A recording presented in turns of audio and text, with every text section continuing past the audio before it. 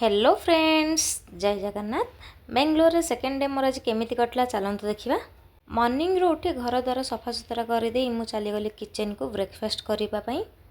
Mister आज कहले कि से ब्रेकफास्ट रे पोहा खाइबे, सेति मु डेरी न करी पोहा कर दे तांका पाखरे नै रखी देली। से ऑफिस वर्क करतले, एपटे मु चली आस्तली किछटा क्लथेस तला जोरा के वाश खबर तला तांकर, तो मु लागी पड़ेली सफा करी ताको सुखेबा पई। तापर मु चली आसती ब्रश करने ब्रेकफास्ट करने चक्कर में ब्रश कर काले से ऑफिस जावाक लेट हो देन फ्रेश हो किचन को जावापर जाना पाइली जे से लंच करके ही ऑफिस जाए। से मु सीधा जाए लंच प्रिपरेशन करदेली। आ लंच प्रिपरेशन समय मो ब्रेकफास्ट भी मुझे जाऊँगी। तरबर हो लंच करने समय से पटे आसी मो सहित लगे व्यस्त होते।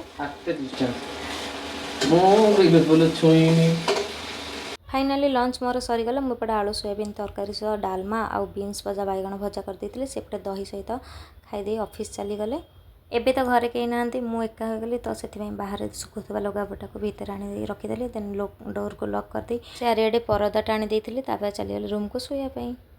देन इवनिंग रे उठिकी लुगापटा जितक सब सफा कर सुखी भांगिकी फोल्ड करके नहीं रखीदेली। मिस्टर को गाड़ी साउंड शुणी मुझे डोर खोल देते। से आसी जाते मुझे सहित केमती लगुच देखूँ।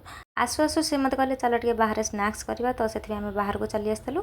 हठात मन पड़गला कि जन आंटी सहित मत देखा कर आम रूम को आसी रेडी बाहर जाइए आंटी घर को। आगु जितेबाला से सांग मान सहित रोते से आंटी घरे रेंट्रे रोते, तो ये आंटी चिन्हा से ये आंटी बहुत स्नेही थे। मुझे न्यूली मैरिड, तो मत सगुन हिसाब से बहुत सारा जिनस देते। मत बहुत खुशी लगला। आम मैंने चली आसलु घर को। वीडियोटी भल लगी लाइक करेंगे।